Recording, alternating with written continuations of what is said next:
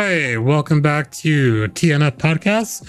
Another month, another guest. We are in the third month, so technically, I guess the third episode of season. Shoot, my brain is leaving me. Three. Season three. Season 3, episode 5. There you go. And we have our guest today. It's also the little pickle. Welcome. Welcome.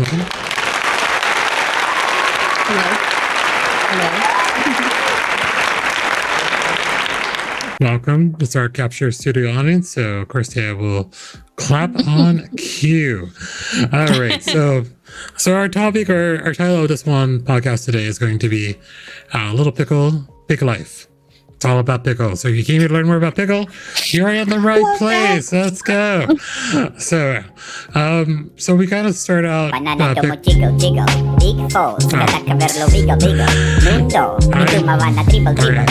Thank you for the I was not ready for that. Thank you. All right, so we kind of start off I guess like. We'll do the etymology of the username, right? So, like, how did you come up with the little pickle? So, oh god. So, as a child, my mother craved pickles when she was pregnant with me, and so they just coined the nickname as Pickle, and I never did anything about it, and it just kind of stuck. And I'm a very, very short lady. Like, really short. I think Shane has said that, like, surprising. Really short? I am 4'10". That is very short. That's very short. Okay. Very short, yeah. So that's how little came across. But I'm assuming there was another little pickle. So how did the one just get attached to that? Yeah, there was just another one that they weren't like a streamer or anything. They weren't active. Like, I went to the page after I saw that it was like, this is taken. I was like, well, if they're like a big person, I'm not going to just like come in and yoink their name. That's not very nice. You know, that's kind of rude. So I checked and they had no followers. They had only had like a couple of channels that like they like would recommend. And I was like, okay, I'm going to take this. So it worked out. Well, there you go. All right. So if you guys know I guess for everyone who's listening to this new, we kind of follow different segments of the podcast, so different things we talk about. We do have a kind of I think like do I have it in here? Hold on. Scrolling my thing just to be sure. We do end with the hyperfixation segment, which is at the end, so you have to learn what Faye's current hyperfixation is, as always. Exciting. And then other things. Hey guys, I'll let you guess at the end. Yeah, you could probably wonder what's going on right now. But also we do kind of also kind of like where we've been the last month, because the last month since we did the last podcast has been a while. So Faye, can you give us like what have you been up to since the last month?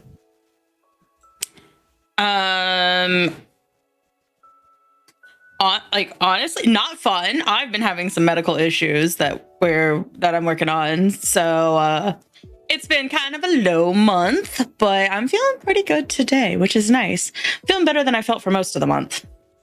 Well, that's good. Anything exciting happened since the last month you can share? Oh, I saw the Philadelphia Orchestra for Distant Worlds, and if you're a nerd like I am, you know that is the Final Fantasy orchestra show that goes on.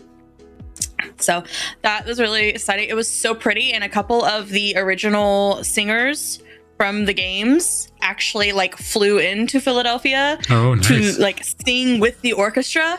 One of the original singers from 10 and one is from 15, I believe. Okay. Where was they? I don't know their names.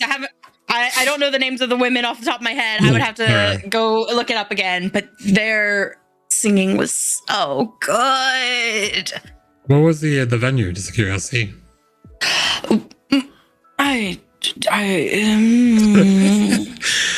Never asked details that they probably have not remembered. I'm geographically challenged. Don't ask me things like that. Oh, there you go. I will not. There you go. All right. So last month, I don't even know. I think it's been pretty low key. I mean, from last month, we were probably recovering from the leak. So I guess the repairs are done. So Faye's room does not have a gaping hole in the ceiling as it did. So she's kind of back to at least normalcy. That was just literally my first time. Yep, she's a PA right now. She used to be a Texan, but now she's a PA. So she's wow. Another. Yep. Another one? Wait, what? Who? Yeah, What? Crunchy Leaf is a PAer. Oh, he's a PA too? Oh, Nice. yeah. Yeah, Nice. we have so many of them in my chat. There you go. I'm a transplant. I don't know where anything is up here. That is People very be true. Like, oh, where do you go for this? And I'm like, don't ask me. I barely leave my house. It's that's accurate. But yeah. Yeah, like I think it's the first time doing the insurance company, so I pay for insurance. I'm an adult. I am going to claim this damages. So that was it. So Faye's room is kind of complete again. That is actually it. I mean, work has been busy, so I've been a lot of focus on work. It's kind of slowed down a little bit, so I'm back to kind of like a more normal pace. Trying to think of anything else. Okay, do I have anything else? You don't remember anything, do you? I don't think I did anything else. I don't think anything. I mean, this was a pretty quiet month overall. Yeah, it was. Which we True. needed one. Mhm. So, Asuko, I will say this just on the Wawa thing. It was hyped up to me when I moved up here, and I can admit that it is a fairly nice little convenience store. Yes, But having moved from Texas, where like it was being equated to being, it was being described to me as being similar to a Buc-ee's. No, well, I didn't say that. Who said that? You didn't, but people did. You didn't say. Okay. If you've never been to a To a Buc-ee's, Buc-ee's. you do not understand. But a Buc-ee's is like It's like maybe the like 10 size times of the like size of 4 one Wawa. Wawas put together. Oh, you say 4?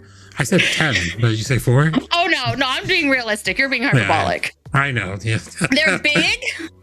They're big. They have like they got a whole bunch of stuff in them. It is very, very different. So I will, because that was the comparison that was being given to me when I was moving up here. It was very disappointing when I first moved up here. I was like, oh, this is kind of lame. Pretty But much. now that I lived here for a little while, like I do appreciate having, especially because there's one right down the road. I do appreciate Wawa. There you go. But it's very different. Oh yeah, so one of my other kick chat did mention that.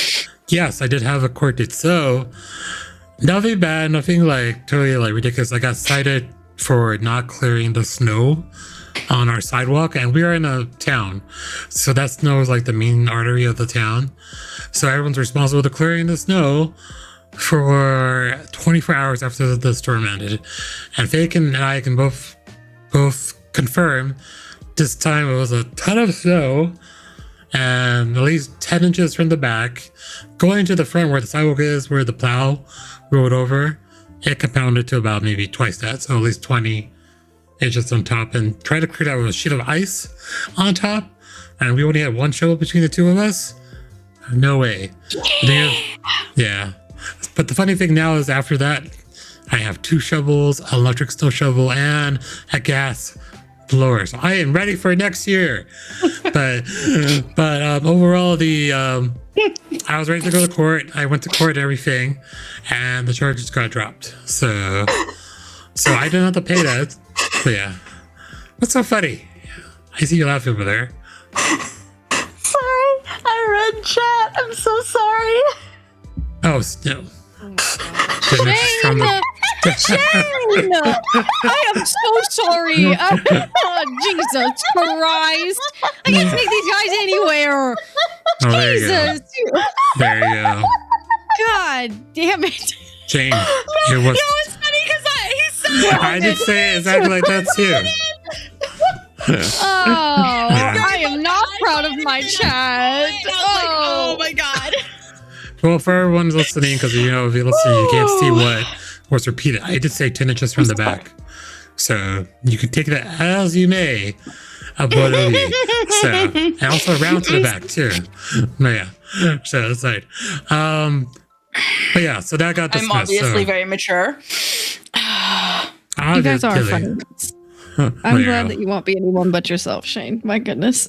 Yeah. But yeah, I think that was mostly it. So that was dismissed, and then also, yeah. I mean, a new month is around the corner. It's April, so we're all looking forward to warmer weather, as Faye is, and less snow or no snow at all right now. So yeah, exactly. All right, so let's see where I'm in the thing. So we just looked at origin. Is there any, out of curiosity, like, have you always used Pickle? Have you always used Little Pickle, or have there been other old usernames that you use and kind of abandoned? Out of curiosity. Yes. So I had one other username, just one. And it was my first and middle name paired with the year that I graduated. No. Well, there you go. Yeah, no, take that down immediately. So I never expected to, like, when I started streaming, it was all kind of like as a joke, because I'm like kind of, and Shane's gonna fucking, I'm so sorry about the language. He's gonna dog me for this. He always does. But so I never did this to be any kind of big streamer. I was just like, I'm kind of shy. Let's try this. I didn't expect to like stream to anyone. And then when I started getting like followers and I hit 30, I was like, maybe I shouldn't keep my, full information on the screen. Especially considering, maybe like, shouldn't make it easy for people to find me. Literally, especially because, and chat can attest to this, I have, oh god, I've doxed my email like 7 times on my stream, so many times, and I'm just like, I literally was like, do not email me, don't do it. I know you saw it, pretend you didn't, leave me alone. Yeah, so we changed that about a month before we got affiliate. Oh, there you go. All right. So you cannot find it anymore. I feel like that's what everyone does when they make their screen name, right? They're like first name, last name, and year of some year of relevance. Yes. Oh, yeah. Shane's right. He did dox my entire town, like voice chat at one time. Not even like message, just full state. And I was like, ah. There you go. Yeah. All right, so let's move to more about Pickle. So if anyone didn't know more about Pickle, you're going to learn some more about it now. So Pickle in IRL, we're not going to dox you because we shouldn't be doxing you. So, but I had asked you about what you do for a living. So it's a very interesting combination though. So how did you come up with or come working as a funeral home and also work as a pizza delivery driver at the same time? So I've been in healthcare for a long time. I'm old.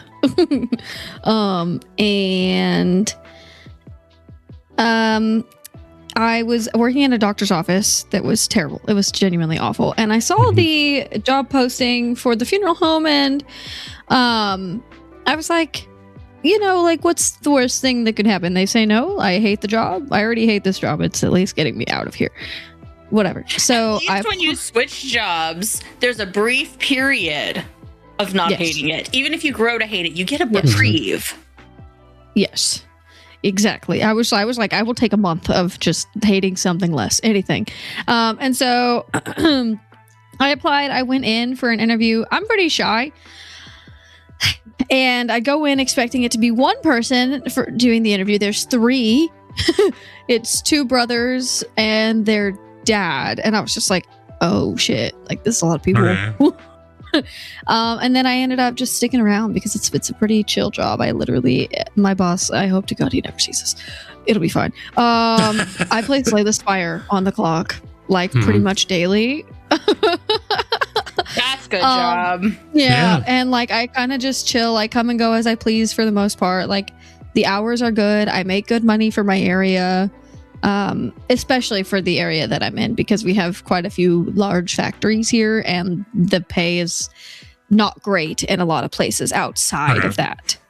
And so if you want to make good money, it's like you either have to be in one of those said factories or get lucky. And I feel like I got pretty lucky. I took a $7 pay jump when I left the doctor's office. Heck yeah. Yeah, Oh, and it was great. And it was in order to like the only thing I had to get used to was just being around dead people, obviously. It's kind of like a moral dilemma sometimes, because I'm like, God, this job is so chill, but they're also so freaking stupid most of the time. Like, the people I work with are honestly so dumb sometimes. I think the statement that I say the most is, why are they so freaking stupid? I don't understand. Yeah, but it's a fine job overall. You can't really complain too much about being able to play games and scroll on your phone. Mostly like administrative stuff? I'm just curious. Like, what exactly does the work entail in a funeral? So like if you go to a funeral and you see like the little handouts that they put out, or any of the signs or the pictures, I do all of that. All of it. Okay, so I'm you're like basically their graphic designer. Yeah, basically. So the technical title is office manager, but like there's no managerial duties that I really do. Like, people come to me and I'm like, I can't be a manager because I don't care what you do. They're like, I'm gonna go have lunch. Okay, go. I'm sorry, I don't care. Please eat. By all means, please eat. Don't ask me if you can have lunch. Just tell me you're leaving. It's all kinds of stuff like that. So it's pretty chill. It's all kinds of stuff. Sorry. Why are you down over here? I have my phone up and the mom just went up. Okay. So then, does the pizza delivery just offset? How does that come about? Yeah, so I'm a bad man. I work too much. Anyways, so I worked Monday through Friday at the funeral home, 8:30 to 4:30. And then I am almost 30. So I want to be debt free before I hit 30, or at least like majority of the way there would be really good. I will leave room for like my car payment, basically. Gotcha. And yeah, because that's going to take a little while, obviously. So I was like, well, why don't I just work a little bit on the weekends? So on the weekends, I deliver pizza with Salty Cactus, who's in my chat. Love you, long time, wife.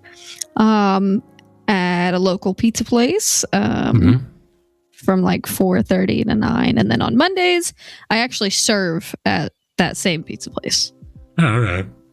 Yeah. Interesting. Okay, then. That combination I wouldn't figure. Which one is more? Is there any more interesting like job that you're interested into? I don't know. It's hard to tell.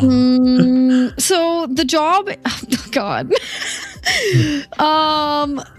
The funeral home is more interesting in the way that we get like different. This is so fucked. I'm sorry. The way people die is very interesting. Okay, I see that. Yeah. So that's why I'm like, it's really a moral dilemma. But the people that I work with at the pizza place are just really, really stupid. So that makes it really interesting to try to watch them function, truth be told. Well, there you go. Like, it's like, I don't know how you got here because you can't read. So, but that's fine. You're doing your best. So 4 jobs. No, just, 2, kind of 3. But I haven't done anything with 3rd, and I don't know when I will be. And it's not really, it's like a recreational job. I don't know how to explain it. Wait, are we talking about streaming? Is that the 3rd one? No. So I like to rock climb, and I recently started going to a gym here in my town, and they asked if I wanted to be a setter. So setters just put the routes up on the wall for like bouldering. Okay, so just sort of the path to go up. Right, yeah. And so they asked if I wanted to do that, and I said, sure. They were like, it's Sundays and Mondays. I was like, well, I definitely can't do Mondays. Like, I literally work 14 hours straight that day. But then Sundays I could do it before I go in if it's only a couple hours. So yeah. Wow. That's a lot. So kind of like, just to like, I guess talk about it more, because it's 3 jobs. Well, technically 3 and then maybe a half, depending on, because you're not working as much for the rock climbing. So like, do you find Like, do you find able to do stuff in between, or like, how do you relax? How do you manage such a busy, hectic schedule?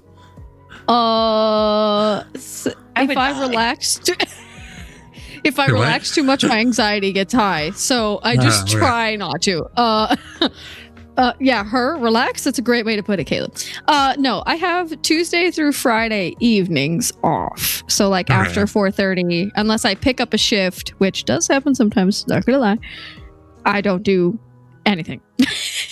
I will go climbing, or I'll play a video game, or I'll take a nap, or I do have some free time. I sleep. That's when I go to bed. Yeah. Oh, there you go. It's too much. It's a lot. I will be honest. Like, a lot of people couldn't do this, but I have found that yes, if I relax too much, yeah. I will just start throwing up and crying at that point. I can see that. No, honey. I mean, like, yeah, like idle hands, or like just if you don't have anything, yeah. I can see. You just think too much. So yeah, the anxiety, I can see that come through. But yes. So like, are you able to still fit just to the bank? Because like, it seems like a lot, like social life and everything else. You manage that okay? It's not so bad. I'm kind of introverted. So I don't really, and like all of my close friends, and when I say all of, I mean like 90% of my chat, okay? They're all in different locations outside of Salty Cactus, who is in the same town, obviously. She is off on Tuesdays, so sometimes on Tuesdays, her and I will hang out. Or if I don't work a Monday for whatever reason beforehand, before I started serving, we would hang out those days, or we'll play games at night if I'm feeling up for it. Sometimes when everybody's around, I'll hang out with like this little group of friends that I have, like Newbie and Shane and Ossicle in the chat, them. Yeah. But I don't really have too many like close friends here in town necessarily. I do play board games with a little group every now and then, but it's not always. I have one close friend in my town. They are my roommate.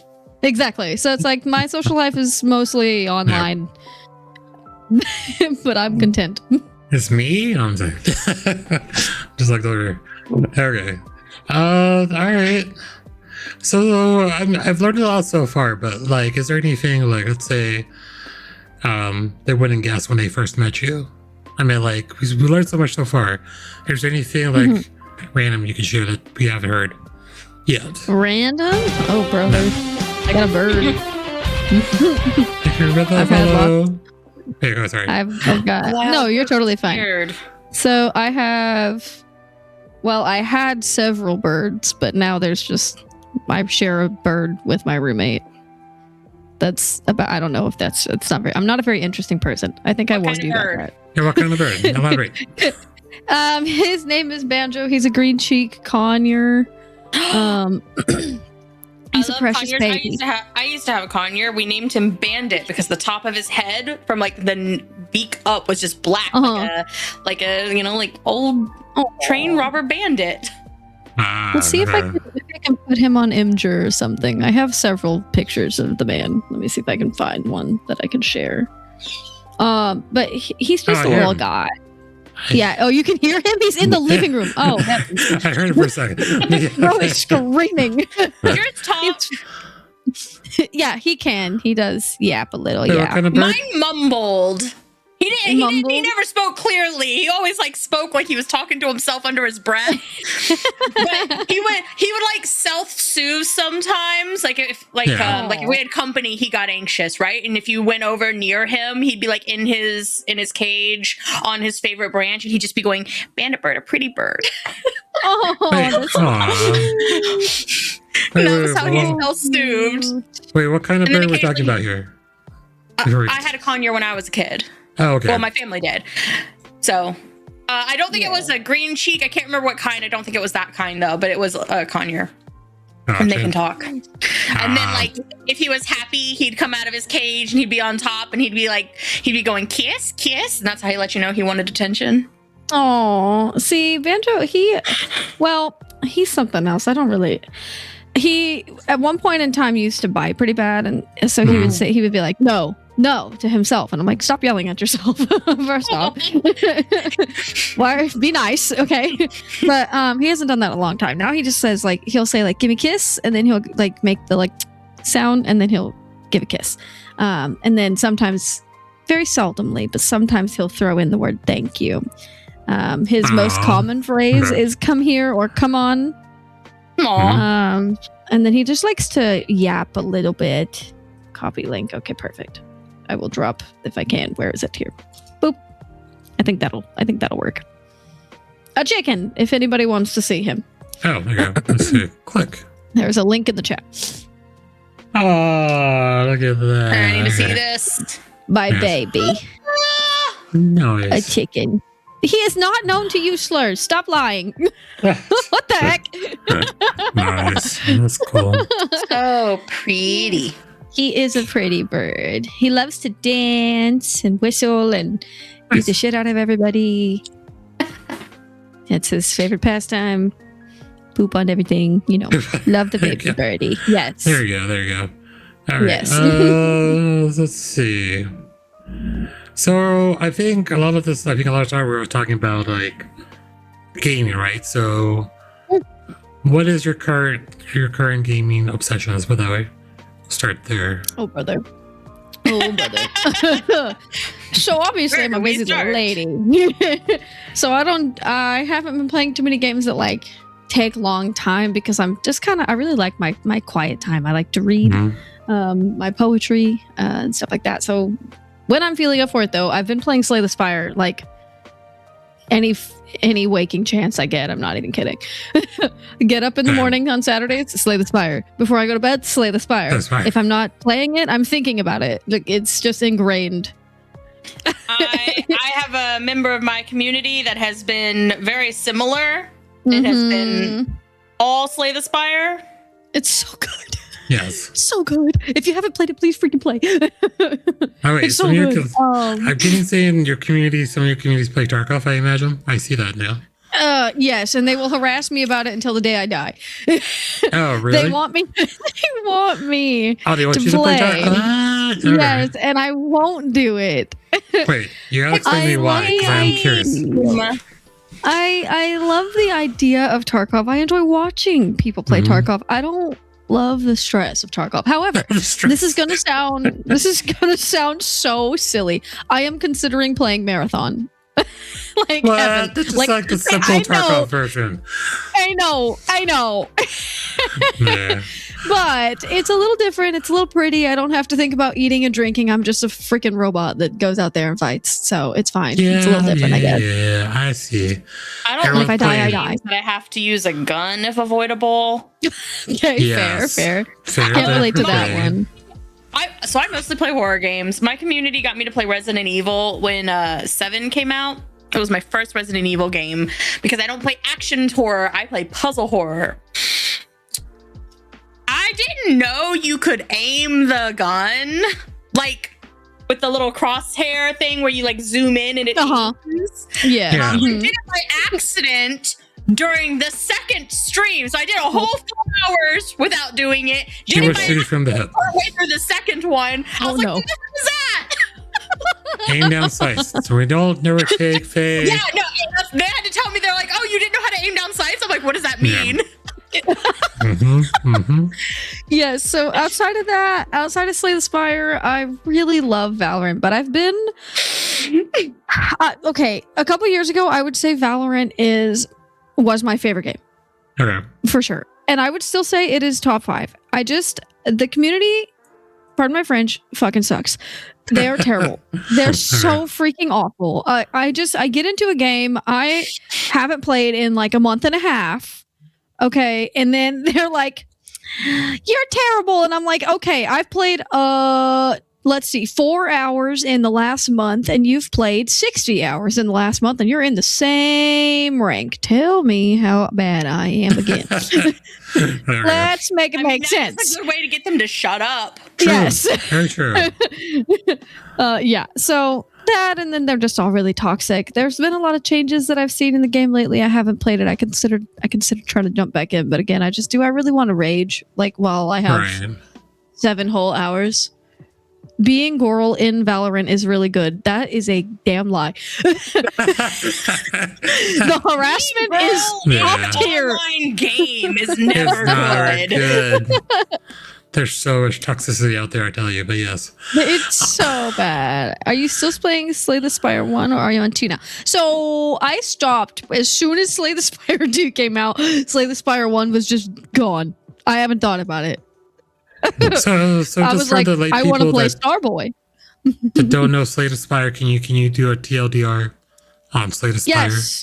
Yes, it's a deck builder where you try to beat. I don't even know how to explain this. Hold on, I don't know how to explain this.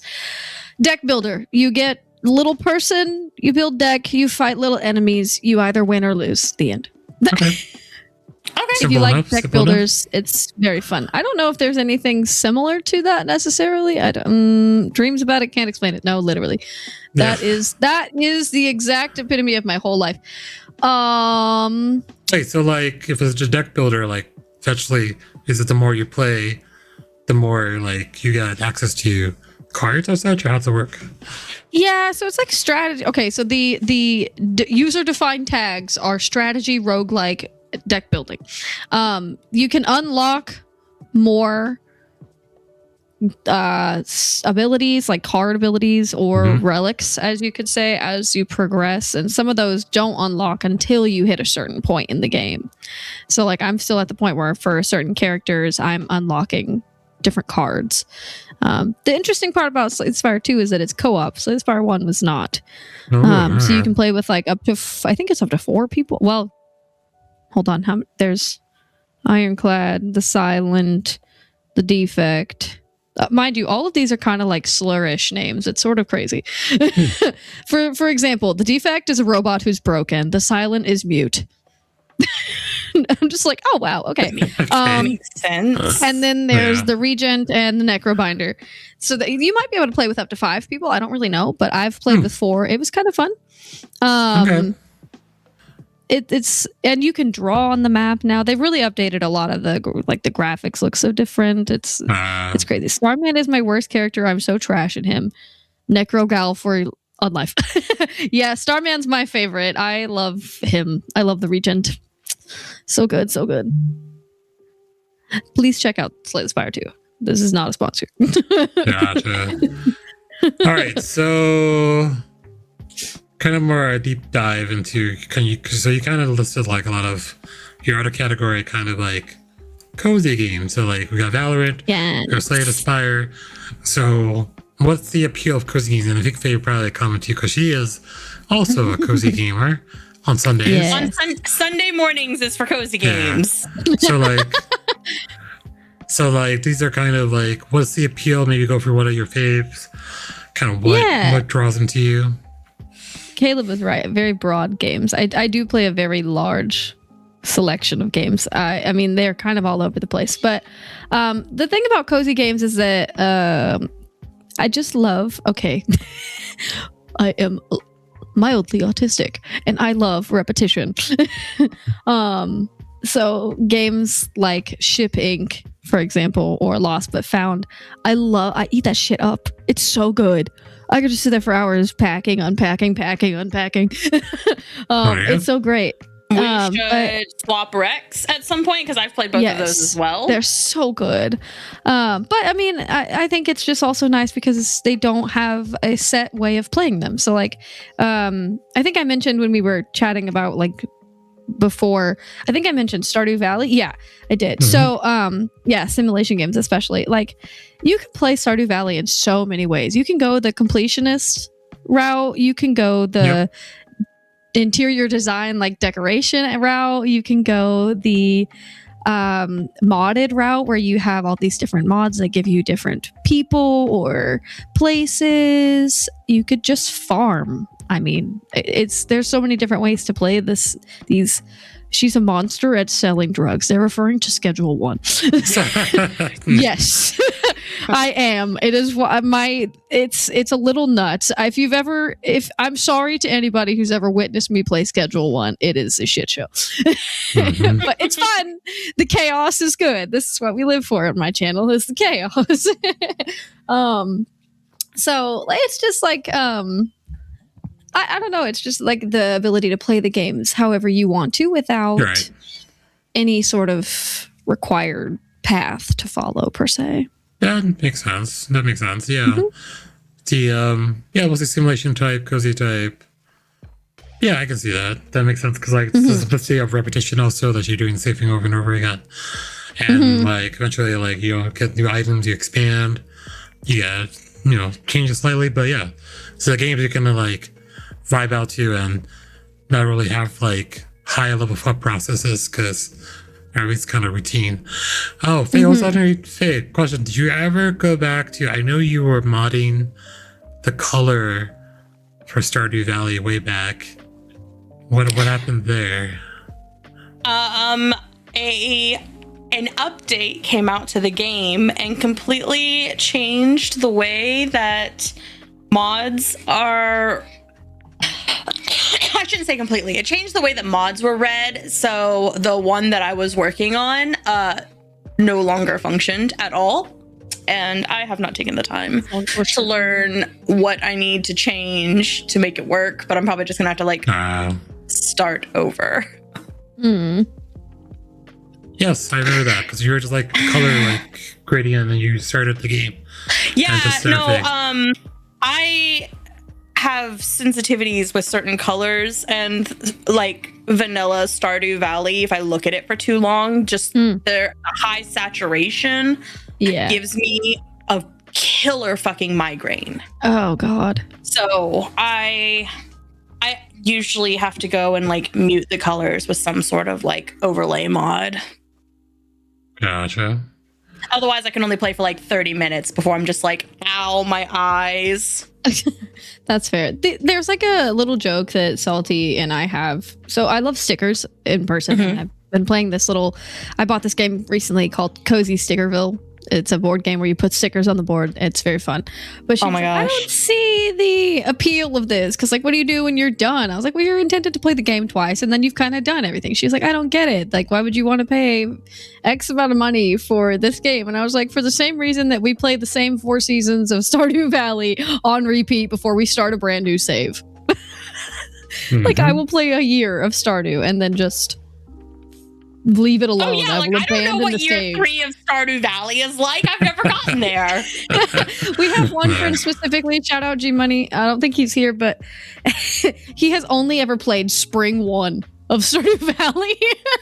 He just gets through it and then as soon as summer happens, he just stops, erases the save, and starts a new one. Well, that's how you do it. Keep it there. Through the 4 seasons. No, I have gotten to year 4. Maybe I'm on year 5 now with my main save, but yeah, it took me so long, and then I stopped playing, and when I came back I was like, I don't know what I'm supposed to be doing anymore. How do you play this game? Yeah. Yes. Yeah. So in terms of games, like I guess we're talking about the cozy type, sim type. So like, what can you describe the feeling to someone that doesn't play? Like, how do you? I think you kind of touched on it being like the pattern repetition. Like, can you elaborate more on how these are comfortable cozy games to you?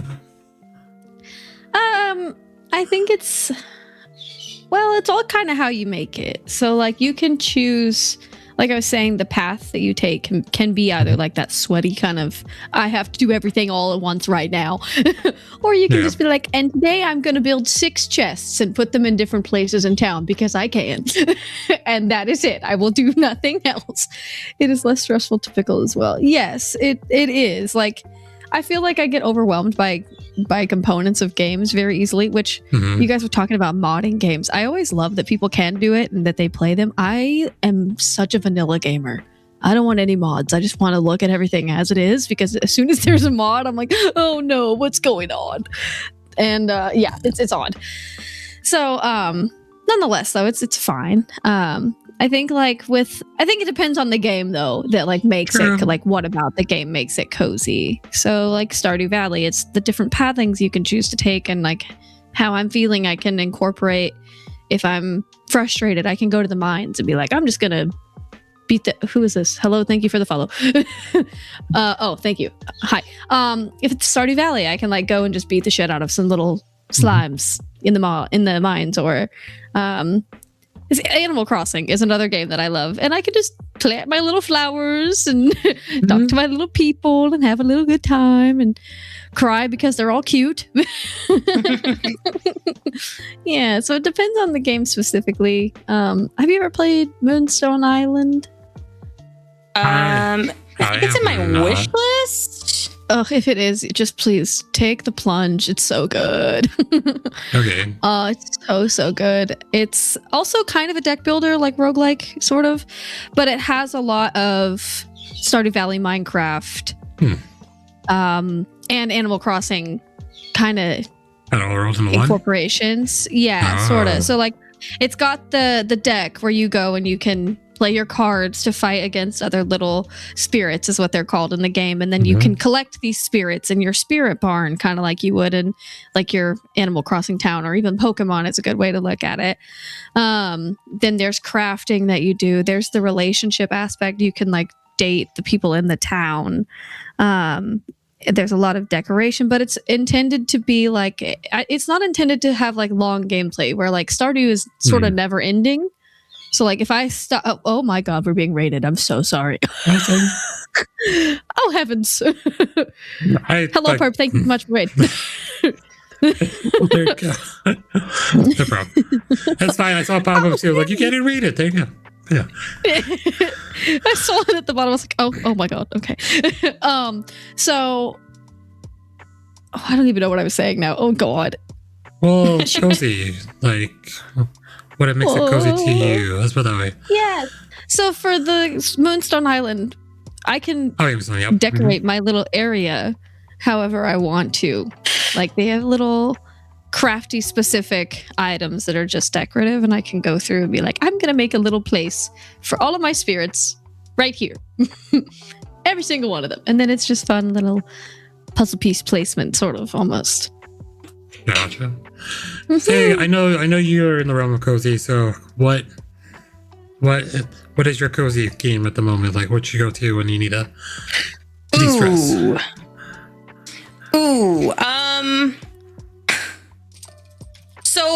So I'm gonna be honest, like on stream, I don't tend to stick with like one cozy game. I tend to cycle through.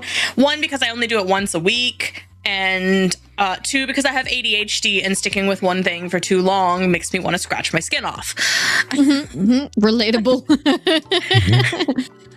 So the most recent one that I did was a game called Storyteller.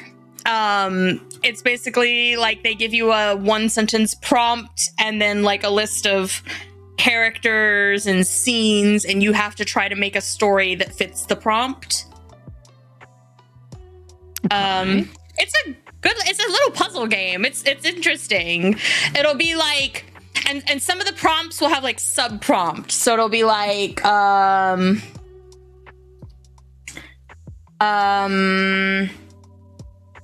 like one of the prompts was like, it's Adam and Eve in the Garden of Eden.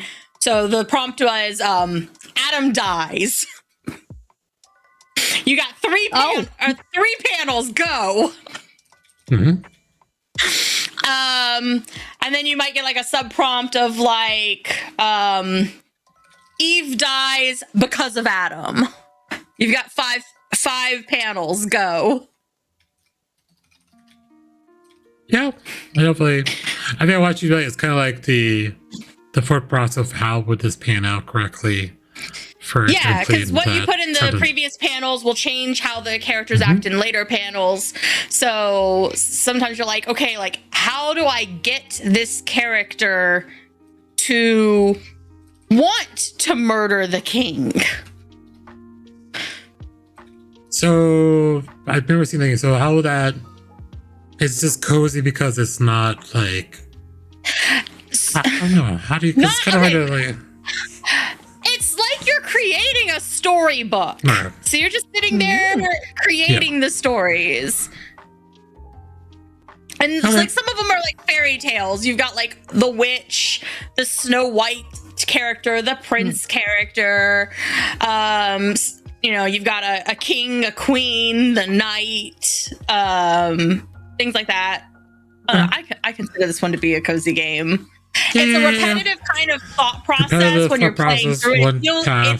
It's just different enough each level, but different paths and things like that. There's different ways to solve the puzzles. True. So like a lot of them will give you 6 panels to work with, but if you can do it in 4 or 5, go for it. Yeah.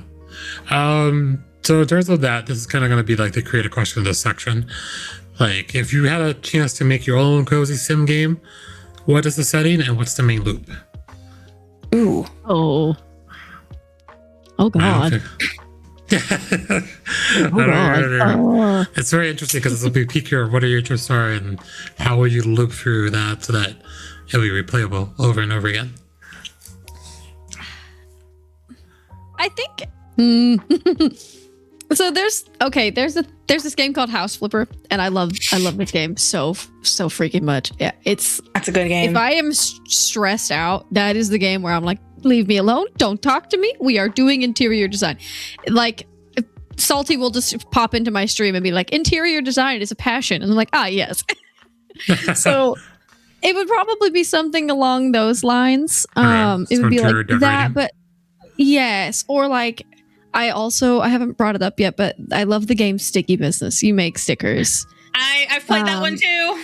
It's so good, and I have a sticker book, like a real sticker book that I collect all my little stickies in, and they're so great. And so I would probably do something along those lines of like, you decorate your little house or whatever. I have her stickers on my. Are you okay? I'm fine. Okay. Nobody look at me. Don't look over there. Don't look at Faye's window. He does have my stickers on his PC. Yes. So I've made stickers in Sticky Business and I've sold them. So nice. Quote unquote sold. Cute.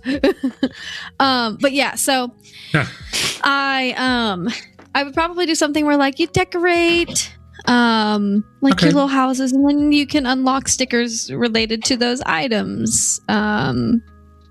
And it could maybe tell a story or something along those lines. I probably wouldn't do much more than that. Okay. It would just be real simple, real chillin'. All right, Faye, do you have an idea of what your cozy game you would create? So I don't like games that go on forever. I need something that has an end point. Okay. I would probably create some sort of puzzle game. Like my coziest place is when I'm solving puzzles. So I would probably just make another cozy style puzzle game. Okay. I see that. Do you like challenging puzzles, or just like okay, hold on, my words are not wording, I cannot speak. Have you played We Were Here, any of those series? All of them? Okay, so those are the types of puzzles that you kind of like, you would say? I mean, I like those. I like a lot of different puzzles. I don't think I've met a puzzle game yet that I didn't like. True. And it really just depends on I have chronic pain, so like on high pain days I want games that are more just like simple and chill and cute and fun. And then on days that I'm feeling better, I tend to like games that are more thinky. Okay, because I have more energy. That's totally fair. Yep. I've wasted days of my life on Sudoku. Wow. Yeah, I actually got to the point with Sudoku that because there's a limited number of just by the nature of the mathematics, there's a set number of how many are possible to make. Like if there comes a point where the pattern is unsolvable because it doesn't give you enough starting information, just mathematically. I used to do Sudoku so much that I actually started to recognize when I was doing a puzzle that I had done before across like different books or different websites and things, and I'd be like, oh yeah, I've known this one, and I just start filling it in because I know it. So impressive. So What the heck? so yeah, I had to put Sudoku down because I need to find out what that guy's YouTube is, because there's a guy that I will watch sometimes. He's just like real. I almost use him as like an ASMR kind of thing. But I don't know what his name is because I just look for his face. So sorry. Oh, this is Cracking the Cryptic is his name, I believe. Okay, that's a name. He is so interesting to watch. And then I think that's him. He does all kinds of different puzzles. Yeah, I think that's him. He does different puzzles in Sudoku that's not your standard number finders. It's patterns as well. Or shapes. Okay. Yes. Interesting. Pseudo, what's the puzzle game that you're mad that I won't play? What am I supposedly not playing? Oh, I'm getting accusations thrown at me from the chat. Afrin? I don't know what. I've heard of that. I heard of it. Oh, I'm sorry. I'm not super interested in playing the Persona 5 proof of concept. Okay. All right. I don't know. So a cozy sim game. I think I just started playing this one, and I feel like I don't know if that's very cozy, but I mean it's all. So if you guys I don't know if you're any Star Trek people in the chat or anyone who's familiar with Star Trek. They came out with a game that kind of chronicles the voyage of Voyager.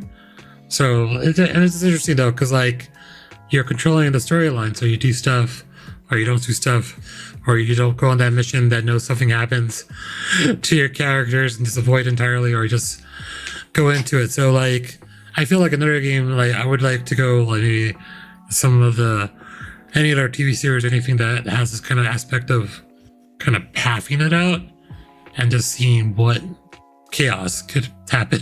I know there's cozy, but you know, you could just choose your different paths and make a ship maybe like primary Borg or Borg components where there wasn't really fully Borg.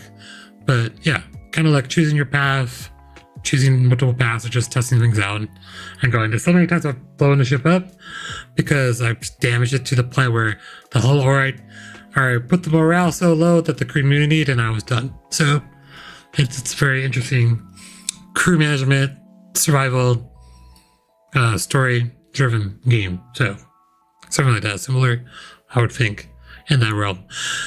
But yeah, all right. Can I just mention a game that's like weirdly cozy to me?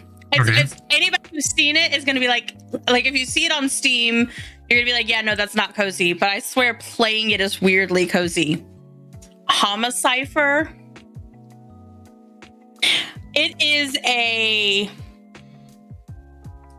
language cipher horror dating sim.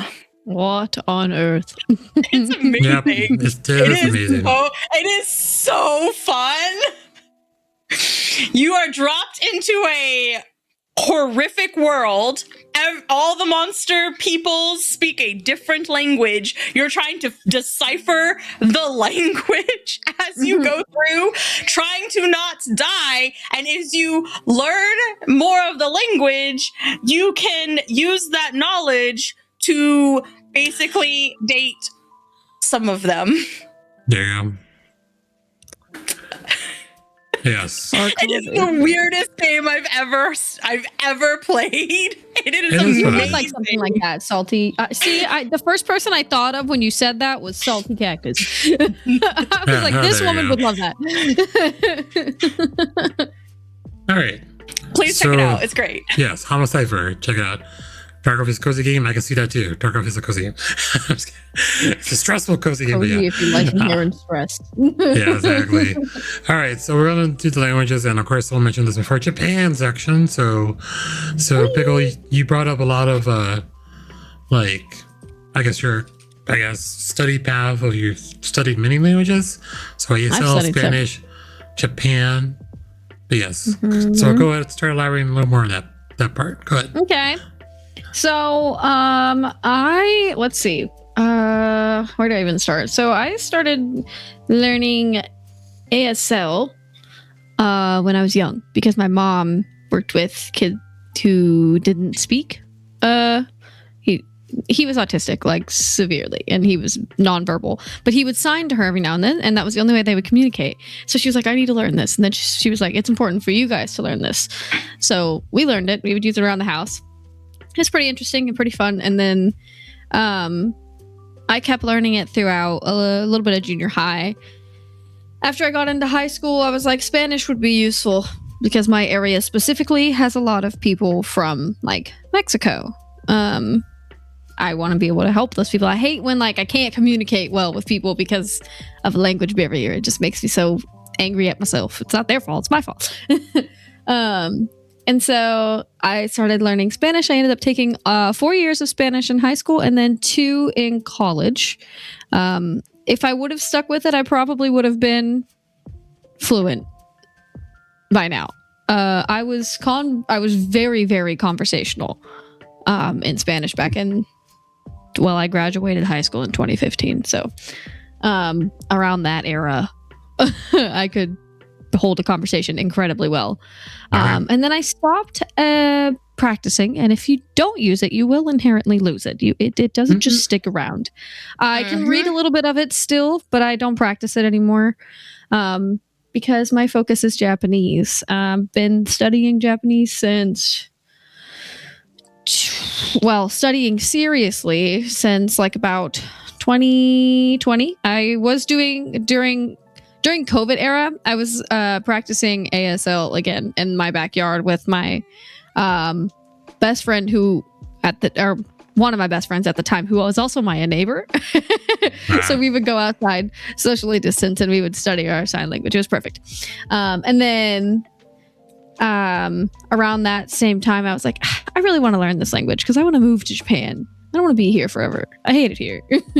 So I started studying, and I decided to go back to school for it. I already have 2 college degrees, so I'd be getting my third once this is done for Japanese language and culture. Nice. Yeah. Mm-hmm. So this seems a very broad spectrum, but like, how did I could see ASL because your mom, I see Spanish because the area. Japanese seems like left field. Like, how did that kind of rope in there? It is. Well, I love the way the language sounds, first off. Okay. Yep. I agree. I love the culture in Japan. I know a good chunk about it. The first exposure I ever had to it was when I was young, watching like, Dragon Ball, Yu-Gi-Oh! And stuff like that. Mm-hmm. So you learn a little bit of, pick up little things here and there. And then you take on like a little more knowledge about it. And I felt very at home trying to learn this language. Like I have a lisp and a speech impediment. So I struggle with certain words. Like I can't roll my R's very well. Even after all those years of Spanish, I still can't do it. But I never struggled with the pronunciations of pretty well any Japanese word. I mean, I would get compliments from the professors in college. Wow. And they would be like, are you sure? And I'm like, I promise I've never. I just know what I know. And it was really nice to see to be able to recognize things and pick up on what they're saying. And once I got more into it, like I never got into Spanish the same way I did Japanese ever. Spanish was like, I should do this because a lot of people speak this language. It's like the second most popular in the US, whatever. But Japanese is just fun. The words are fun. The pronunciations are fun. The way that the grammar is structured is fun. Intonation, all of it. It's just a lot of really interesting pieces that all kind of go in hand with each other. So, from 2020, so how long have you been studying then? Have you started around 2020? I would say I started seriously taking time to do it at the end of 2020, early 2021. And so like 5 years, I guess, right? It's 5 years? 2026. Okay. Yeah, I would say Yep. roughly 5 years. Yeah. I have So I been know- slacking. I need to get back into it. Okay, so it's ongoing. Like, you feel like once you finish the degree, would it be something you like, all right, I learned as much as I can. Is it time to go take a trip? Or No, do you think? I would love to go before. I would love to go Okay. before. Yes. So I think it's important, like when I say I would love to move there, I've never been able to go because once I was finally able to make that choice to go on my own without needing like an adult, and my little like awful school that I went to in high school, not taking any trips to that place. Yeah. I was like, I can't go without knowing some of the language. I want to be able to say like bare minimum words like, thank you, hello, excuse me, please help. I need something, ask questions or recognize like some of the kanji for like doctor in case I'm dying, anything could happen. So I would love to go before because I could say I want to live there, but Yeah. if I've never been, how do I know I'll True. even like it? I like it. That's true. There's a high population in Hawaii even of like Japanese culture and like language schools. If I wanted to do similar things to what I would do in Japan, I could go there, or even just West Coast in general. And I hate the freaking Midwest, so it's like I don't want to be here anyways. It's just Right. more of a reason. Yeah. Oh, so on my kick chat says you have permission to move to Japan. But there you go. Oh, okay. And to live there more than a visiting time. But yeah.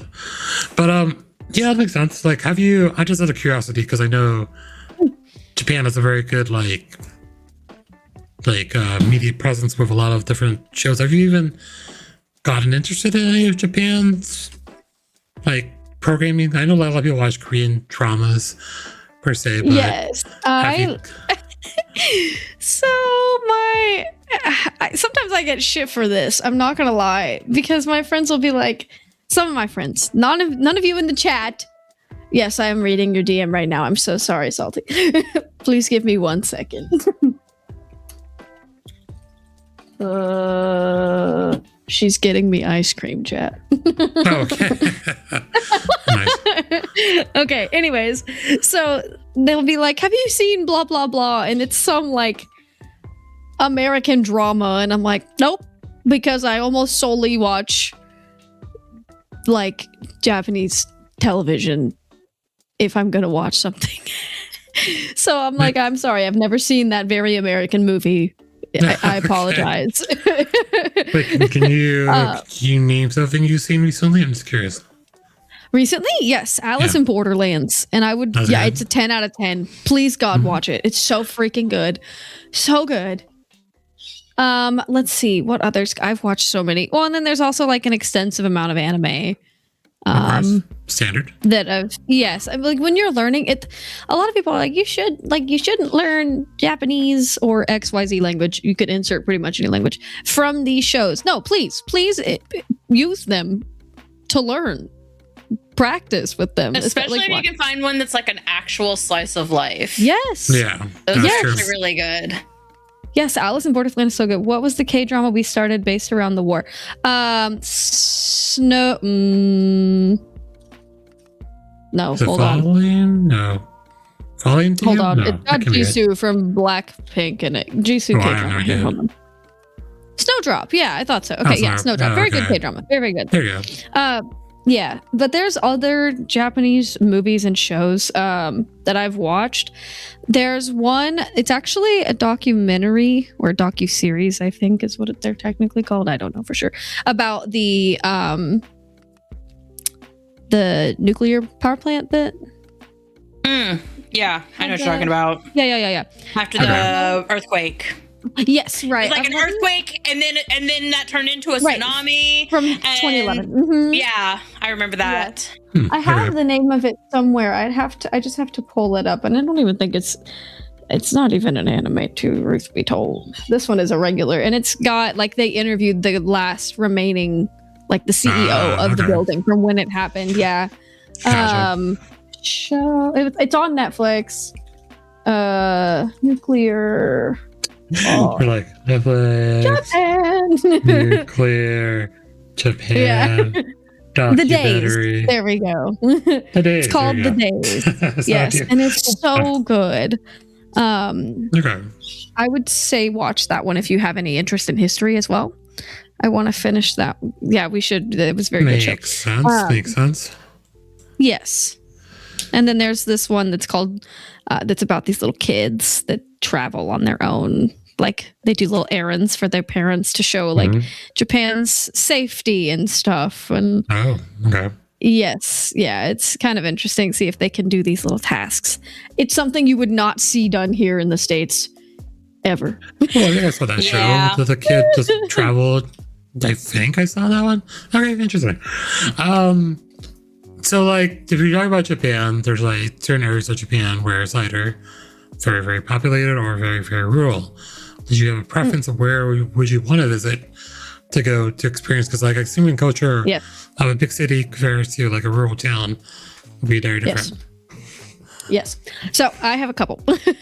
To live, I would love to live near the Nara and Kobe areas. They're very kind of older set. So Okay. Nara's like where you see like the deer that people feed. You know what I mean? It's next to Osaka. Very, very traditional towns. You'll see like a lot of really old buildings that have been there for several years. Even though Osaka has like grown into this massive city now, it still has a lot of very historical sites to it. Kobe is just a really pretty town. Same with Karuizawa, which I can write that one in the chat in case any of y'all want to like look it up. Hold on, please. Karuizawa. There we go. I think that's how. Now that I say that, I don't know if I know how to spell. Okay. I do. Great. All right. Glad to Okay, hear. cool. There, and then the place that I would love to. I say this hypothetically because I hate the cold. I cannot stand it. I'm a very little lady and I do not stay warm very easily. Are you talking But about Hokkaido? It's very near. Aomori. Yeah, it's very, very northern. They get a lot of snow for the most part during the winter, but it's not like it's not full like Hokkaido is. So it's still pretty. There's a lot of like they have. It's near Sendai, so you can go to their like little winter festival that they have, or any of the little islands. Like, cause Japan's an archipelago, man. You got multiple places you could go. I don't think I would want to necessarily go and be like, I don't know. There's something about thinking of being in southern Japan that just does not sound pleasant. I want to be warm. I don't want to die from heat strokes, which There you is go. very, very common in Okinawa. It gets so hot there that people will literally just pass away. Makes sense. Okay. Yeah, I can see Yes. that climate wise. There's always the ideal place. It's almost like the US. Like, do you want to go down south where it's possibly warmer? You go up north, it's too cold. The geographical like climates of areas are always determined of where you want to live. Per se, for sure. So yeah. I also don't like the cold, but I would kind of like to go to Hokkaido. I would need like a puffer jacket that has the internal heating stuff that's like Yes. battery powered. But I want to go see the Ice Hotel. Don't want to stay there. I just want to walk through. Okay. For those who don't know, every year they carve an entire hotel out of ice, and you can in fact rent a room and then stay, and all of the furniture is also made out of ice. And people do this. It's apparently beautiful though. Oh, yeah. There you go. I mean, there's a lot of ice hotels, right? Not just in. I mean, it's not like a Japan I'm sure thing. there are Yeah. other places, but you Yeah. know, if the Japanese are doing it, they always overshoot the mark. True. Yes. Yeah. All right. So I guess I'm hearing it sounds like Pickle, you rather prefer more of an older city or Yeah, kind of like more rural area rather Not- than the big city. Not yet. Yeah. Okay. All right. Realistically, if you could like, I don't know how to describe it, because like, I mean, it's hard to say if you had the money now, would you go now? I'm assuming you would. I would go yesterday. Yeah, exactly. So I was imagining that'd be the case. But like long-term goal, like if you could afford it, you could go, you can make it happen. You probably would. I would. There's immediately. If I would marry rich to some old man just to get over there. I'm not even kidding. There you go. There you go. If anyone out there, just hit yeah. Pickle up. Anybody looking for a really young, like kind of funny white girl, hit me up. There you go. All right. So I'm sure there's forums. There probably are. Probably is. All right. So we're going to wrap a little back to work, but also I think Pickle did give me permission to talk about addictions. I think it's an interesting topic to talk about. So we're okay to go kind of down that path a little bit. Yeah. Okay. So in terms of just talk about the Frito pizza work combo, has there any been like interesting stories or tidbits from either or that you might find interesting to share or can share? Let's put it that way. I can share pretty much anything as long as I don't give names, I think. Yeah. It'll be fine. Okay. Yeah. Let's see. Well, with the funeral home, you learn a lot. Like my first day, I'm going to go ahead and get, like, if you guys are sensitive to the topic of blood, I would maybe unplug for a minute. My first day on the job, I was pretty nervous because I've been to several funerals like in my life. It's really quite unfortunate how many people I've had to see die. And you never really think about seeing them on a table and like being prepped. But that is part of the job. Not for me necessarily. I have to have a degree for that. But I go into what we call the prep room. I'm too poor to be a sugar daddy. Does that make me a diet daddy? I like this guy. They're funny.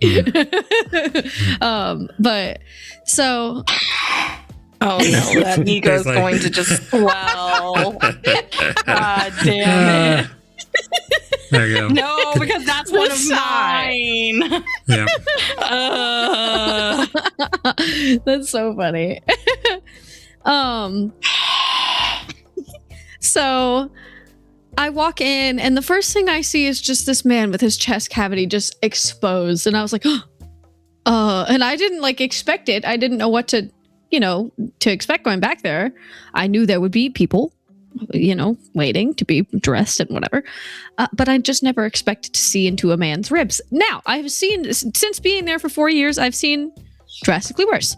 Some of the suicide cases. Those are pretty rough to see. Or children. I don't maybe want them myself, but it's still kind of rough to see that, I mean, that makes sense just because, I would never fault anyone who doesn't want children. I am going to side eye you if you hate children. That's weird behavior. See, I hate kids, but I hate them for different reasons. I hate that I can't have a conversation with you because you don't understand anything about life. That's what I'm talking about, and that. Yes, exactly. That's what I mean. Is I hate them, but not because of that. You dislike them. You don't hate them. But I mean, and even as I age, they grow on me. I still would prefer to not have my own. However, that's fine. I'm comfortable with that. So I think that is kind of interesting about the funeral business. Kind of a cool, yeah. I've gotten to dress people. That's kind of cool. It's like playing with Barbies, but they're real. Okay. Yeah, I see that. It's interesting to see how the body works after it makes death less scary. Yeah, it makes it a lot less scary. No, there are no zombies so far. It also helps to realize that probably wouldn't be possible. They are not going to reach their hand out of the grave. Hear me out. There's nothing left. Gotcha. They are full of chemicals. Yeah. There's no chance. Oh yeah, no chance. Yes. So that's kind of interesting. As far as the pizza business, it's pizza. They're always hiring. We had to fire someone recently because I guess they delivered a pizza. I don't even think Salty knows about this. We had to fire really stupid guy. She'll know who I mean by that. Recently because he delivered a pizza sideways. side, like vertically? So like, you know, How do you do that? so like, you know, like how the box is supposed to be like flat, right? You know, Yeah. they like, Yeah. no, he had it like on its. Oh wow. All right. Yeah, could no, I mean, that's imagine. a justified firing. Yeah. Well, and then he like was like, I don't remember doing that, and I was like, oh Wow. brother. All right. He's all one of the right. ones that couldn't read very well, so we just kind of pretend that it, like we just pat him on the head. You know, it's okay. Yeah. Perfectly Okay. vertical, correct? Yeah. That makes Mhm. sense. That makes sense. Mm. All right. It's like so you grab the box and then turn it upside down. Yeah. Yeah. Exactly. yeah, that too. I don't know. All right. So in terms of your Insanity. insanity, yeah. In terms of He was the drunk. He wasn't even the path stoned. of It's the crazy. addiction. So like, Mhm. can you kind of like give a summary, kind of like what was the addiction and necessarily like what changed, like what helped, kind of go through that kind of Yeah. like journey. So, yeah, my chat knows probably most of this already, but maybe not. There might be a couple people who are lurking. So let's see, from the time I was I wish I could say the rest of our coworkers weren't that bad, but yeah, you're right. From the time I was let's see, it was the summer. Okay, for context, I started college 2 days after I graduated high school, and I got my first college degree 12 months later. So I did it very, very fast. And I started drinking that summer, like real bad, really heavily. My partner at the time was not great. He's like S tier asshole, honestly. And like he had started cheating on me and lying about it, and then I caught him. So that doesn't help. And then she got pregnant. Oh. Yeah, so that didn't help. And so the drinking got pretty bad for a while there. And then I would say it didn't stop. Let's see, when 2018. So Okay. for 3 years, pretty good 3 years, I was probably drunk most of the time. Like daily, drinking at work, on the clock, off the clock, before, after, it didn't matter. Doing stupid shit like driving when you shouldn't be. Do not do that, please, chat. Do not do that. Use your brains. And then which I don't think anything of it now. So please, when I mention this, guys, if you do this, please don't feel judged. I was also smoking weed pretty heavily, which is illegal here, actually. It is not allowed to be done in the state of Indiana. So very risky with that as well. And the instances of lacing drugs is becoming more and more apparent. I was told that I was given a Tylenol one time, not knowing any different, thinking it was a Tylenol, and it was a Xan. Oof. Yeah.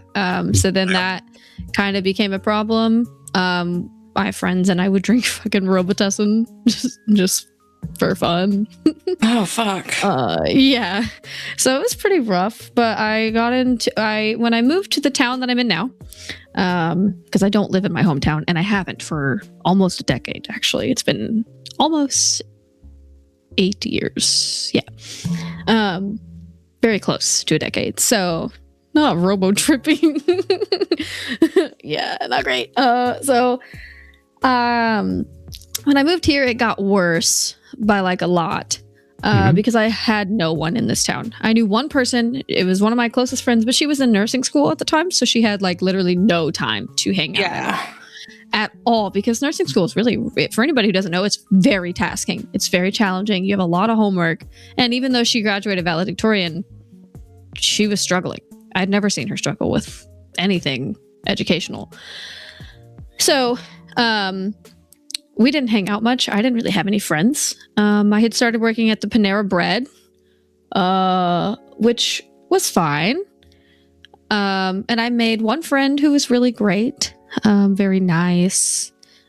He's still he's probably still my best friend to this day. I would say of everyone, he has been through everything with me, all of it. And then I met the person that he's technically, he's my roommate now. Actually, we're not together, but he's my roommate. And he actually was sober and religious and didn't do any of that stuff. And so I was like, this would be ideal to stop. I see. So that kind of gave me the motivation to quit. And then I just sort of stuck with it for a while. It was a lot easier that way with him not doing any of that. He does do it now, which is fine. That's, his choosing. He started when we were together still, and that was still his choosing. It didn't make it any harder for me because I still felt pretty strong. And I don't really feel any of that like I need to get drunk feeling anymore. So like I can be around it and be totally fine. I've even tried like drinking wine again, which was the main culprit. And it's fine. I think I just grew so much outside of alcoholism that I had no big ties to it after so long away that now I'm like, I can get through these hard things, these really hard things that I'm going to have to go through without that because I did it before. But when I was younger, I never had that. Like I drank when I was a sophomore. The first time I ever had any alcoholic beverage was when I was in the 7th grade. That was the first time. And I was drinking vodka out of a clear Gatorade bottle in school. In the 7th grade. And so like from there, it was like parties were nothing. I was going and getting drunk in freshman year with all these people I didn't know. And that just went throughout most of my years. I got in trouble in sophomore year, so I stopped for a while. But then when I got back with some of my friends, it picked back up, and then that boyfriend thing, and then we just kind of kept going at that pace. So to have none of that around and have a lot more people that were like, no, you should stay clean, like was a lot easier to get through. I will say, they are not kidding when they tell you that you will learn who your people are when you get sober, because I lost everyone. I mean, I had no one left in my life after that. Just my parents, who are also alcoholics, and my brother. And it was like, they would forget that I didn't drink and they would offer. And I'm like, no, you can't even offer this to me. Please don't do that.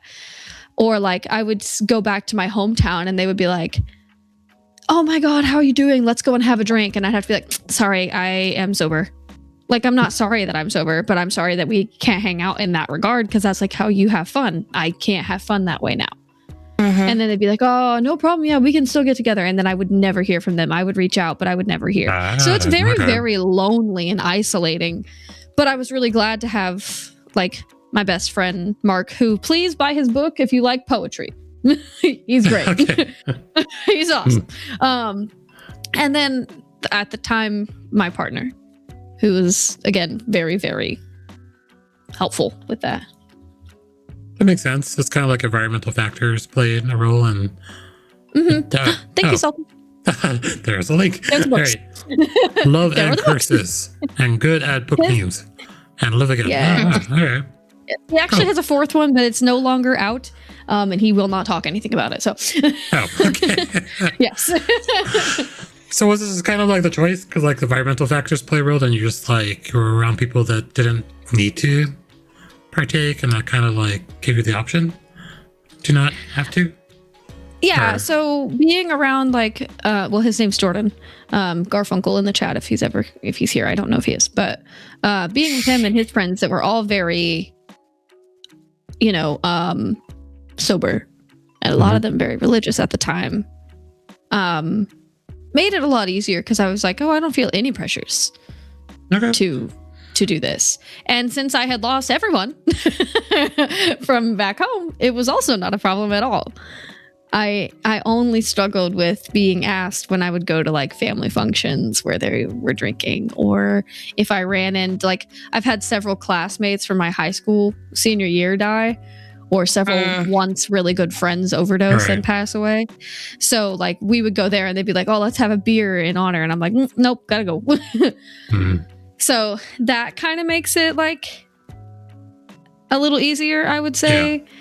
And I feel very grateful that I was in that position because I don't think I would have been in the situation I'm in now where I feel like I can tolerate being around it. Or if I wanted to really get back into it, I could have a glass of wine with my friends without feeling bad, to the urge, you know. Makes sense. I have to comment this because you guys don't see the kick chat. There's one of my friends, Cap. So he's been sober for 36 years, drinking from 12 to 25, no drugs or anything from 1990. And he has now started training for sobriety peer support specialist since December of 24. So nice. Congrats. So there you go. But yeah, that's very interesting. I think just like, I guess you don't think about it like if the environment is at the option, you know, like you don't feel the pressure to, then it does definitely make that easier to kind of transition off. Like, is anything, I don't know, did anything like, I feel like it's just kind of like an environmental factor. Nothing really drastic happened probably during this time besides, well, my friends, like that part, but anything else darn related or no? I don't think so, really. It was no, I don't think so. Like, I didn't have any grand losses. Like in high school, when I started drinking my freshman year, my aunt had died, and like we were really close. She had cancer, and she was expected to have a year, and she didn't even make it a year. So we got one last birthday, one last Christmas, and then like a month after my birthday, she died. And that was really unfortunate. And then my great grandma, when I was in junior high, but when it was at its peak, I hadn't had anything. I mean, just being alone all the time. And the worst part about it, I think at the time, was like I had moved to this town specifically to get away from that stuff, because I was like, the people I'm hanging out with here are not great. And like, I want to go to school and like be a dental hygienist. And the only program near me is in this town an hour away. And like, it's not a bad town. That shitty ex was in this town, unfortunately, but he mostly stayed in the other town with the girl he got pregnant. So it was fine, you know? It was moving away from all the drama and the bullshit that I was dealing with. But then I was in school and I had no friends, and I'm really very shy and very introverted, and I'm alone. And, you know, now I'm skipping classes because I'm too drunk to get there, or I'm not doing my homework because I got drunk and forgot to do it that night, or didn't feel up for it, or just said, you know, fuck it, I don't want to, type of thing. And so eventually I dropped out. And I was like, I just don't even care anymore. Yeah, and that goes into a whole other like spiel of sadness and depression and stuff. But I think now, being in the environment that I am, I try a little harder to be maybe a little more extroverted now, but it's very hard. It drains me. Like I get so tired after like consistent social interaction that I'm just like a zombie at that point. I need my peace. I need, like, I have like 4 people in my entire life that I could spend like consistent amounts of like extended time with without feeling drained. All right. So need time to recharge. Yeah, exactly. So Cap says the comment again. Keys to stay sober is learning who you were when you started and what emotional age you were, and forgiveness of who you were, and taking responsibility for how you want to be today. Yes, exactly. So, and I agree with all of that. Yeah, 100%. I think it's definitely important. Like, I have friends who were on the same path as me who are still in my hometown. And they'll reach out, you know, we'll have little conversations every now and then, and they'll be like, well, I drink again. And I'm like, how are you doing with it though? And they're like, oh, I have 1 beer when I go out to eat. And I'm like, but do you feel good about it?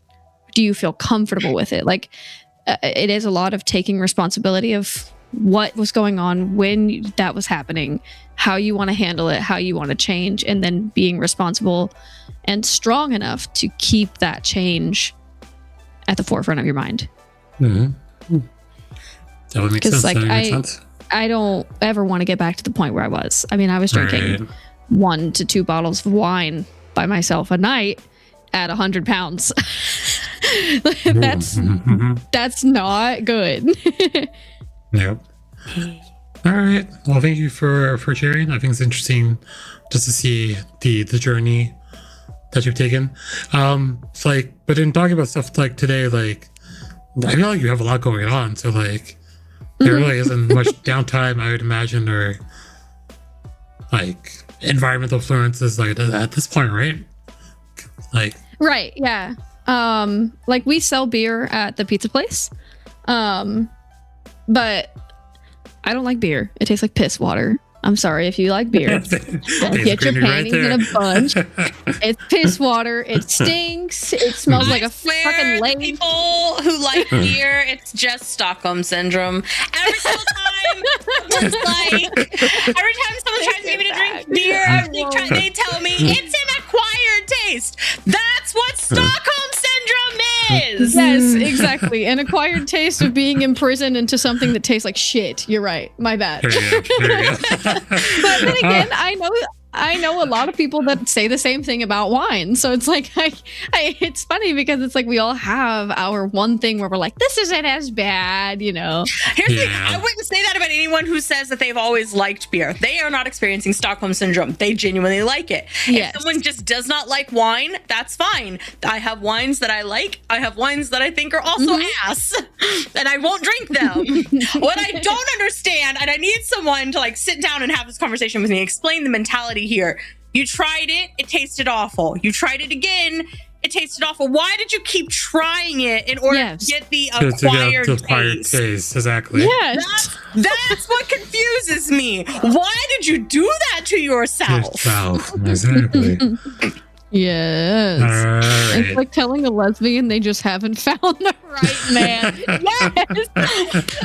Wow, that's good one, Salty. Good one. It's so funny, dude. But yeah, I have no environmental influences like now. I mean, I tell people, you know, like, oh, I don't really drink, and they're like, that's fine. They're like, do you want to smoke with us? And I'm like, no, I don't really do that either. And they're very like the people that I hang out with now are very much chill with that. Okay. Definitely good. So and if they're not, I don't really associate with them. That makes absolute sense. Yeah. Yes. All right. So we're at that point of the podcast where you have to guess probably what is Faye's hyperfixation of the month, and you probably can know if you weren't paying attention for the last hour and a half. But Faye, go ahead. It's your time. That was. Why'd you have to say it like that? Why'd you have to put that tone? What tone? I'm under attack all night tonight. Dang. No, I've been knitting again. So, got a project I'm working on. So I've been really depressed because of the medical issues that I've been dealing with, and on a whim, I was like, let me go see if there's any patterns that spark my interest, because like I didn't even want to do any of my hobbies. I'll be honest, I've only been streaming this past month because it was like perfunctory, not because I genuinely wanted to. And I was looking for anything to spark some joy back in, and I fell in love with this. I found a pattern, fell in love with it, discontinued. I wanted to cry. I love knitters though, because I made a post on Ravelry about it, and someone just like slid into my DMs and they're like, don't tell anyone I did this, but here's the PDF. I love them so much. And so now I am making the most beautiful shawl. I don't even wear shawls, but it's so pretty. It's got like peacock leaves on it, or peacock feathers on it. I'm so excited. This is the first time I've been excited about crafting in a couple months now. I love that for you. So I'm very, very, very happy. So yes. So does this? Did you just the pattern was just interesting? So you're just like, I want to try this because it's something. Okay, so when it comes to fiber craft, I'm sure this works for other kinds of crafters too, but specifically when you're talking about like knitters and crocheters, there's like two types. There's like there's project crafters and then there's process crafters. So project crafters are the people who are like, I want that item, I'm gonna make it. And then process crafters are, that looks like it would be fun to make. I don't know what I'm gonna do with it when it's done. Okay. I'm the second one. Gotcha. So this just it's so pretty. The lace looks really fun to do. I don't know what I'm gonna do with it when it's done because I don't wear shawls, but it's so fucking pretty. I don't know. Maybe I'll like sell it or gift it. Yeah, I was gonna say maybe give it to like family or something. I do this a lot though. One second. I have one over here. I do this a lot.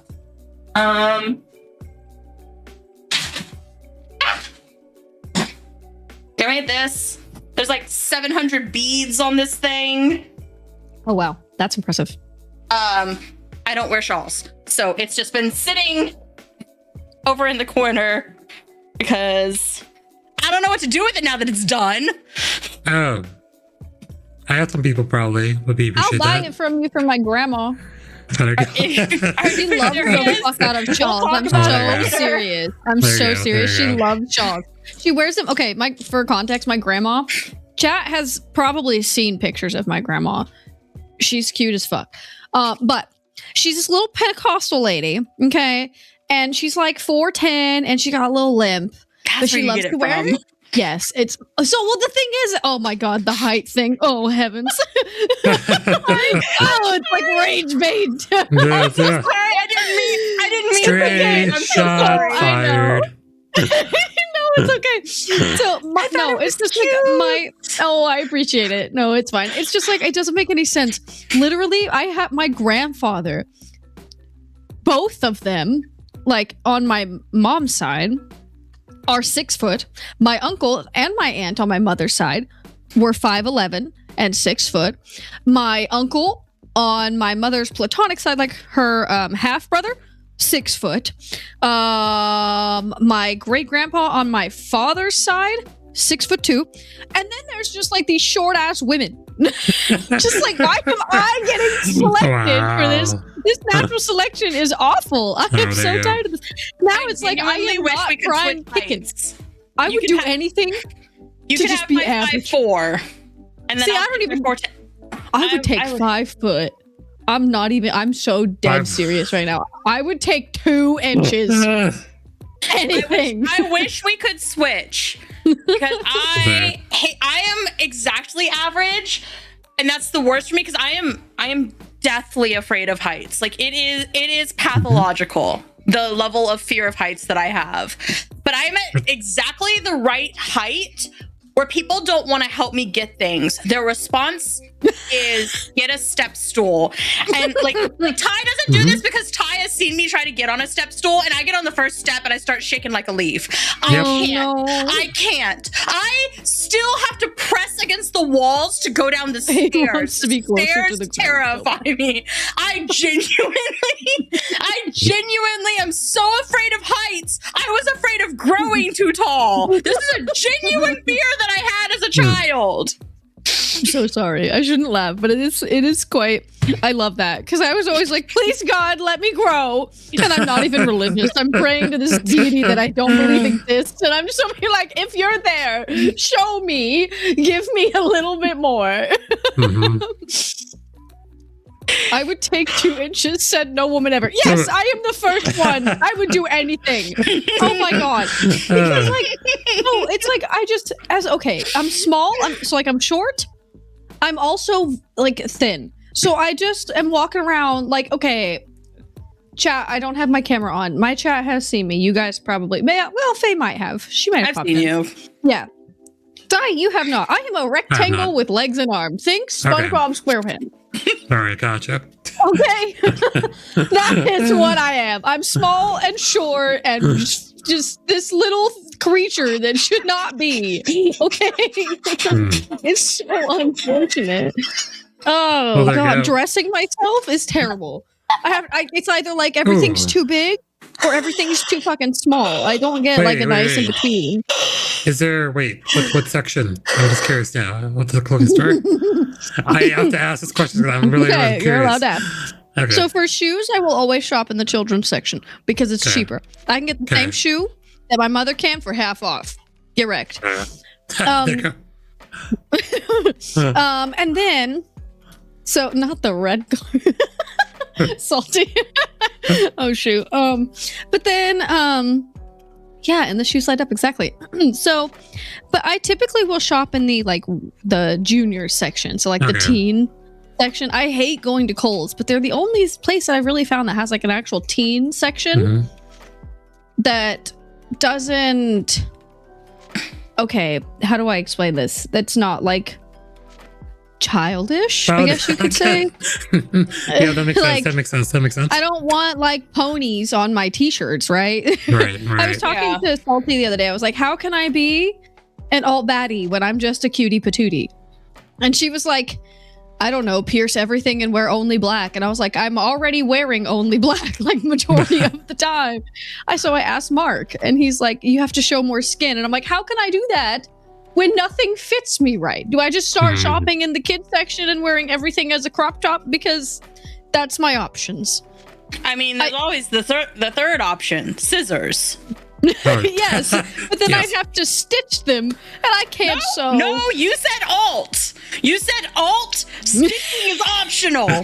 This is fair. Yeah, that's fair. But I mean, to make it fitted, because like his wife is very alt, and she's like busty, and like I said, I'm a rectangle. Okay, so we're doing our best. I can't show any skin because I'd have to like stitch it, like cinch the waist to make it fitted. So get your t-shirts, cut the seam, cut diagonal slices across where you cut open, tie them in knots. A genius. I'm gonna need you to send me that. No sewing. You can cut strips longer towards the waist so that you can cinch it in tighter to give you the appearance of... Yeah, that's the problem. Yeah, I have no like... You can fake it. Torso, so I have to fake it if I want to. Yeah, you can fake it. I can help. Thank you. Wow, perfect. My picture is SpongeBob doing this now. Okay, cool. I'm good. All right, cool. Just throws up to see the hyperfixation pickle. I'm just curious because did you know Faye like knits and crochets and all that? What are your thoughts there? Impressive work, or what do you think? What do you think of Faye's hyperfixation pickle? Oh, it's impressive. I can't do anything like that. Yeah. I used to have creative bones in my body. I think I gave them away. I don't know what happened to them. Or grew out of them. I don't know. I'm old. So, but I always love it when anybody can make anything crafty. I always think it's like, oh, that's so cool, because I literally can't. I can think of the ideas, but she's casually missing a tibia. Okay. Sorry, that stopped me in my tracks. Yeah. But yeah, so I think it's great. I think Salty is also super crafty, and so it's like pretty nice to be able to watch people make things, because I'm like, man, I wish I could do that, but it would take me like a trillion years. I could never.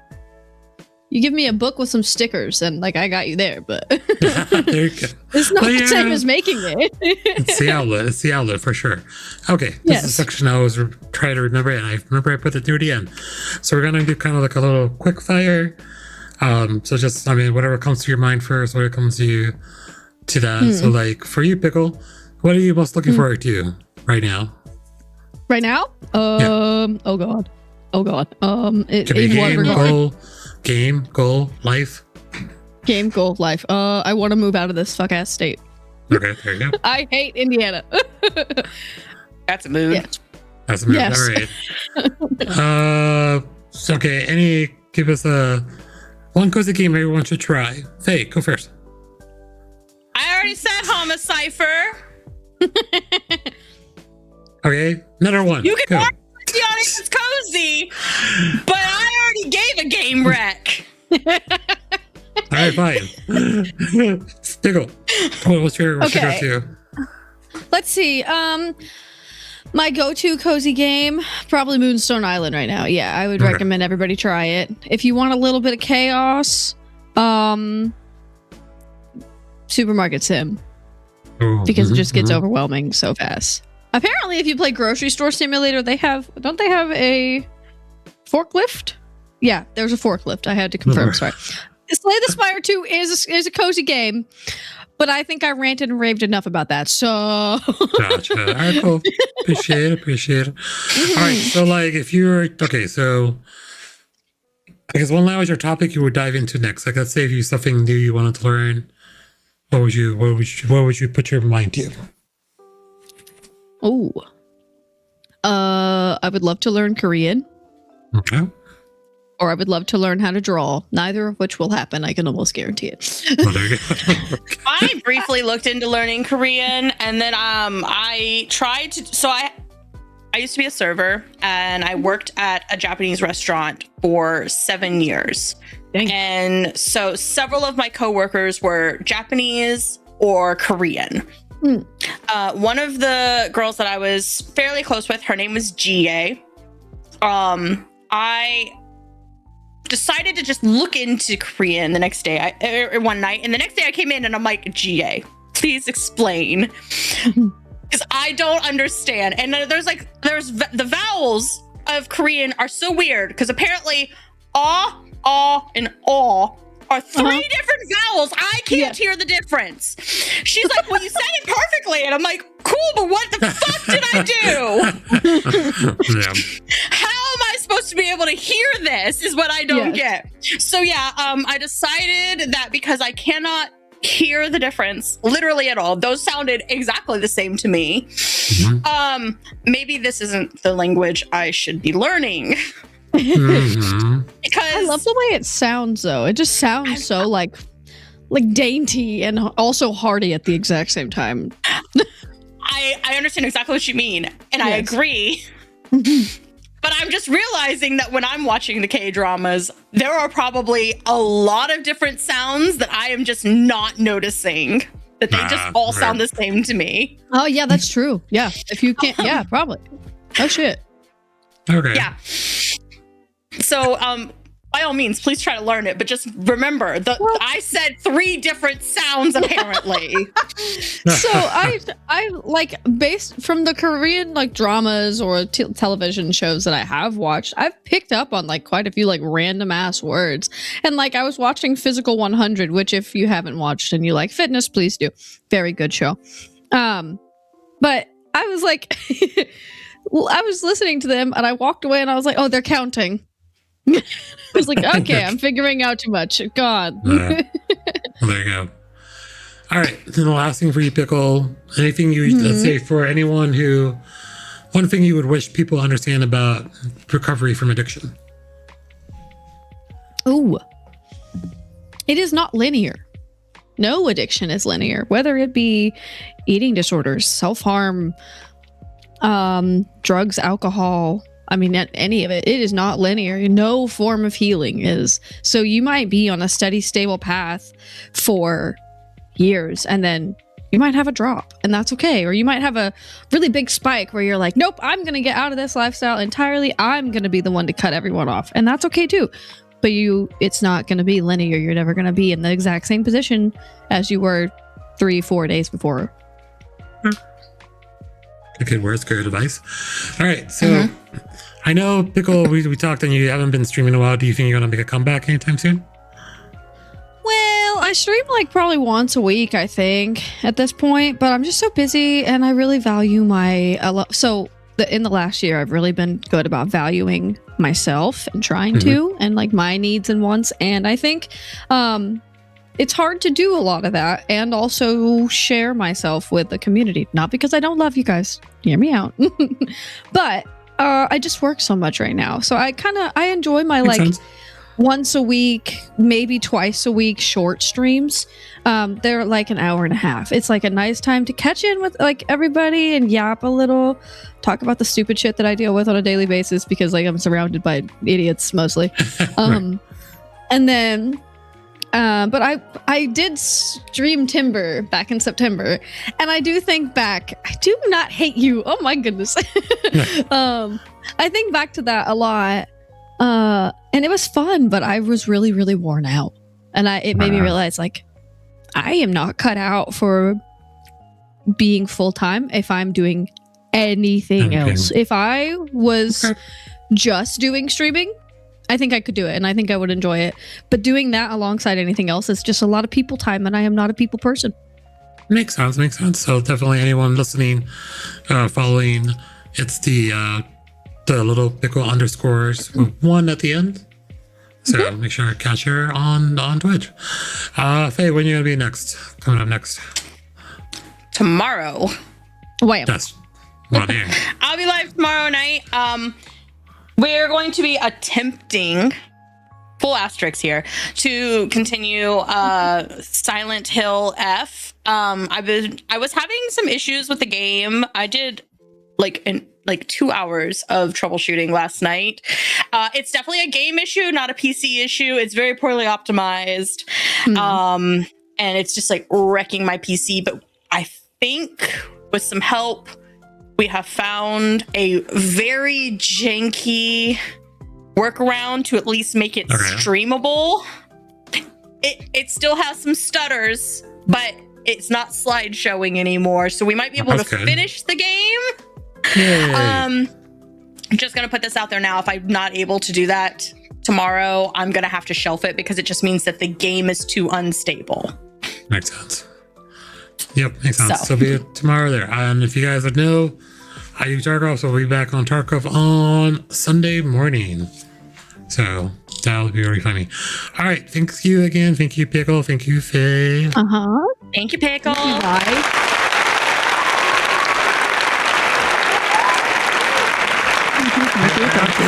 Yeah, I'll have to see. So we'll be back next month for a new podcast, new guests back in April. So we'll see you guys next time. Bye. Thank you, Pseudo.